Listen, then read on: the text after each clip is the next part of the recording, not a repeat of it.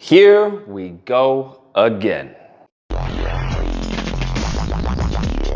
Oh my goodness. So Dr. Umar is at it again. And most recently he is on Joe Budden's podcast. Now, Dr. Umar has the saying of black women forever, Snowbunnies never. Okay, he's very much believes that black men and black women should not be with anyone outside of their race. Now, at first, when I got into Dr. Umar, I started listening to him talking about black men and black women, and I agreed with a lot of the stuff that he said. But it wasn't until I started digging deep and actually critically thinking about what he said that it all just fell apart. It makes absolutely no sense whatsoever. And in this case, we're going to be talking about his comments regarding Vanessa Bryant. Dr. Umar is against, as far as the interracial marriage of Kobe Bryant and Vanessa Bryant. And the reason being is that he says that, hey, that money is not going to the black community. He goes on to say that, hey, she started a partnership with 3 schools and none of them were HBCUs. Is Vanessa Bryant using any of that black man's money to do any good in the black community? Let me ask you. Absolutely not. We don't know. Vanessa Bryant. Listen, I don't know. I'm telling you. How you Vanessa know? Bryant, I do know what I'm telling you now. Let me ask you a Vanessa question. Bryant just started an initiative with 3 predominantly white colleges, some sort of a sports initiative with Kobe's money and Kobe's name, didn't choose a single HBCU. Let me ask you a question. With a black man's money. Marvelous Marvin Hagler, he died from taking a COVID shot. Is his white widow using any of Marvelous Marvin Hagler's fortune to help black folks? You're being unfair. Now, I did some digging, of course. I did some due diligence, and I looked into the partnership. This has to do with them wearing Kobe Bryant's shoes. And it was, instead of 3, it was 5 schools. Then I come to find out that the reason why she did those schools was because Kobe Bryant had relationships with the coaches at those schools. And when it came to the other 2 schools and whatnot, they already had pre-existing relationships with Kobe and giving him his shoes and whatnot throughout his career. So that is the reason why she chose those schools. But upon him saying that, the natural reaction, the natural reasonable response to dribble such as that would be, hey, what about black women who are with black men and let's say they pass and they don't give money to the black community. They don't donate money to the HBCUs. What do you say to that? Well, Dr. Umar doesn't have anything really to say. What his answer is, as wild as it is, what he responds with, the reason for that, the excuse for that, the why it's different, is because the money from a white woman be going to the people that oppress our people. I'm being unfair. How? No, let me tell you why. Expecting white women to use black money to help black people? No. How is that unfair? Because the same way you naming these people, we can name mad black wives that got black money from their husbands that did to help black people. Well, stop. It's my goal. No, it's not. And you know what the difference is? You're wrong. You know what the difference is? You're wrong. You're wrong. If I marry a white woman, when I die, my wealth goes to the very people who have robbed everything from my community. It's not true. What? And I'm like, that makes no freaking sense. Absolutely none, okay? Absolutely none. Because let's think about this. You have, let's say, I don't know, Michael Jordan. Michael Jordan was married to a black woman. They got divorced. I think it was like, what, 160 million or something like 360 something. I'm unaware of the money that went into the black community. Of all the athletes, of all the entertainers, I'm unaware of the significant amount of money that's going into the black community. Because let's think about this for a second, okay? I'm not splaining. I'm just merely pointing out a giant gap in logic when it comes to his reasoning. Everyone wants to blame as far as the black men and the black women who, for whatever reason, don't get me wrong, some of it is self-hate, but in other cases, it's not. That they just happen to find a spouse who's Asian, who's Latina, who's white, okay? That's what they find. Now, what Dr. Umar believes is that what the problem is with the black community. They are the reason why the black community isn't where it is, because of this weakness. Now, given the fact that the majority of black men and black women date and marry black men and black women, I believe it's over 86% or something like that, That makes no sense, okay? Because what you're saying is that the outlier, the minority, is more powerful than the majority. If you want to say that if the majority of black men and black women marry as far as black men and black women, then shouldn't we be in an entirely different position as a collective? Doesn't it, right? Wouldn't we be in a different position as a collective if every black man and every black woman, as far as gave back to the community? Of course we would. All right? Of course we would. The few who marry outside their race has nothing to do or negatively impact the community. Has nothing to do with it. The issue that I have with the school is the same issue he has with reparations. He has stated time and time again he doesn't have a problem with reparations, but the issue is in organizing of black people. The issue is as far as uniting and coming together and building businesses and a community. That is the issue. Now, I agree with that 100%. The only caveat I have is that it's not necessarily as far as unification or building or organizing. It has to do with building unity and organizing on certain aspects.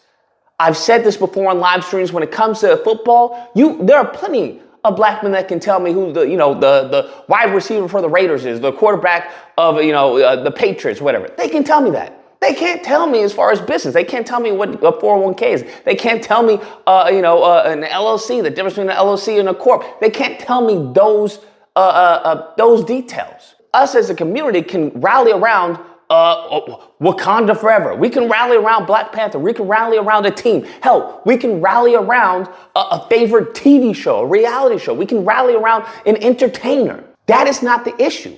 The issue is a lack of organization around things that pertain to our future. This is something that Malcolm X said, is that we're not outnumbered, we're out-organized. So if we lack at the moment the ability to organize for, events that would benefit us financially, educational-wise, spiritually, then how on earth does he plan on getting this school? Huh? Because that doesn't make any sense to me. It sounds like you talking out of both sides of your mouth. You want to talk about we were having a problem with the organizing, but also you created a school that is going to be solely funded by the organization of the same group of people you feel lack the ability to do such. That doesn't make any sense to me. And furthermore, the fact that the school is unaccredited, who is going there? He then goes on to talk about the reason why black men and women date outside the race is due to a form of self-hatred. Why are black men so addicted to white women at a rate more than any other man in this country? Can't answer that for you. I can tell you, low f***ing racial self-esteem. And what I'm telling you is you are 1,000% wrong. You're in denial-ish. I'm not. When you say that somebody is dating somebody because they have low self-esteem, you are basically saying that white people are better than we are. So when somebody says, yo, he only with them because he hates himself. Absolutely. That's cuckoo for Cocoa Puffs. He says that, hey, if you want a light skin, if you want a pale skinned women, there are African pale skinned women. There are, African American pale skinned women. There are blah, blah. He names all these places, right? Of the diaspora of light skinned women. And I'm like, at the end of the day, what would it matter? At the end of the day, what would it matter? As he says, the issue with black men and black women marrying outside the race is because the resources aren't going into the black community. Black men and black women don't put their resources back into the community, the black community, to begin with. So that's not necessarily having to do with who you marry. That has to do with your mind. Most black people, unfortunately, have been beaten out of this collective group think. Unfortunately. Many of them, especially many of the more successful ones, think as individuals. And the community shows. The community shows this. Other groups have a luxury. They're not in the same position we are or ever have been in this country. So when we think of as a collective, well, then we fail because we don't have anyone else who's thinking as a group. They have people within their groups who think as a group, okay? We don't have people like that. Majority of us are thinking as a collective. And if you think as a collective, well, guess what? The group is going to fail. You're going to get a sprinkle of people, okay, who are going to succeed. That is not representative of the collective. And the collective would fail. So him saying that, it's ludicrous.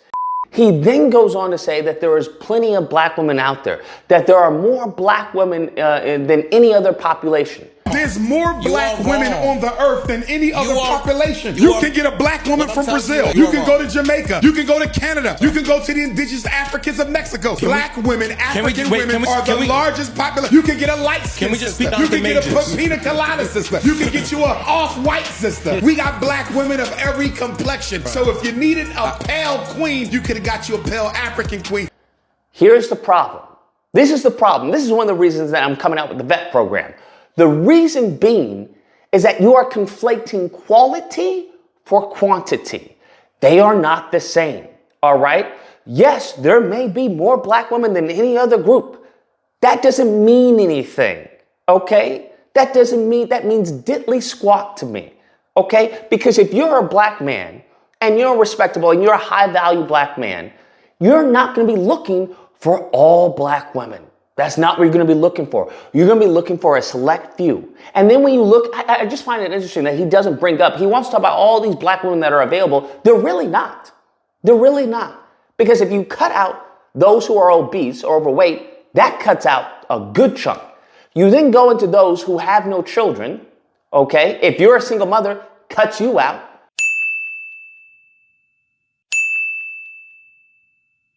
Then you go into those, right, who don't have a problem with a man or a head of the household, a conservative family dynamic. You cut those out, and now we are left with a very, very slither of black women, a very small slither of black women who everyone is trying to get. White men are trying to get, Asian men, Hispanic men, black men, we're all trying to get that small percentage of slither of actual attractive, intelligent black women. Everyone's trying to get that. So this whole concept, there's plenty of black women. Yeah, there's plenty of black men. There's plenty of all men. Okay, plenty of white men, Asian men. That's not the point. That's the difference. The difference is quality, not quantity. That's the difference. Nobody wants just a black face. That's meaningless. And that's why you get many of these divorces. That's why you get many of these households that are crumbling and falling apart. Because you're not thinking with the right head. And these women aren't thinking with the right head. They're cuckoo for Cocoa Puffs in some cases. Like, why would you get with a man like that? He has nothing to offer you. He doesn't care about you. Well, I just like how, how he talks to me. I like his swag. What? Some of these women are actually mentally retarded. That's what they are. They are mentally just gone. And the same thing with some of these men. So to put them in the same boat, to put these in the same boat as actual good men and good women is disrespectful. To say that every black woman is a queen is actually disrespectful to the few black queens there are.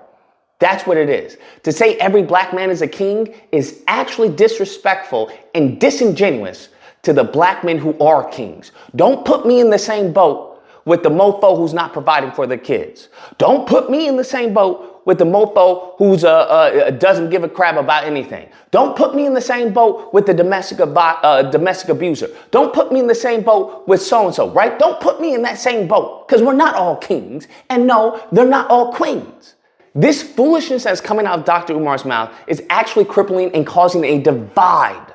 That's what it's doing. It's causing a divide. It's not causing any unity. It's not causing any coming together. That's not happening. It's causing a divide. And furthermore, it makes no logical sense. It's drivel. It's prattle. Okay? That's what it is. It should not be taken seriously at all. Anyways, guys, that's the video. Let me know what you guys think. Whether or not you believe, you're just trying to defend the Snowbunny. That's what you're trying to do. You're just trying to defend the Snowbunny. I believe what Dr. Umar is saying. He's absolutely 100% correct. Or if you don't believe, it's beyond the whole Snowbunny, Latin bunny, Asian bunny. It's beyond all that, pimpin'. That means nothing. Because if it did, we wouldn't be in the same position we've been in for decades. Okay? If this unity between a black man and a black woman was the only thing needed, given the fact that the majority already in that union, we wouldn't be in this position. Clearly, there's something else that is needed. Clearly, there's a mindset, a headspace that is needed. And that headspace is ubiquitous. That can survive anywhere. It can survive anywhere with anyone. The only people who it can't survive is with a weak mind, with a weak black man or with a weak woman. And those two people are worse than anything. So, if you happen to disagree with the video, you're more than welcome to call in during disagreement days. They're typically held Friday through Sunday. There'll be a number on the screen. You call in, we duke it out. Either or, hope you guys enjoyed the video. If you did, please feel free to like, share, comment. Let me know what you guys think. All right, whether you're with the black spouse or you're not with the black spouse, the difference is how does it impact as far as the black community, if you're in the black community, all that fun stuff. Be sure to share and subscribe. And until next time, be amazing. An actual good men and good women is disrespectful.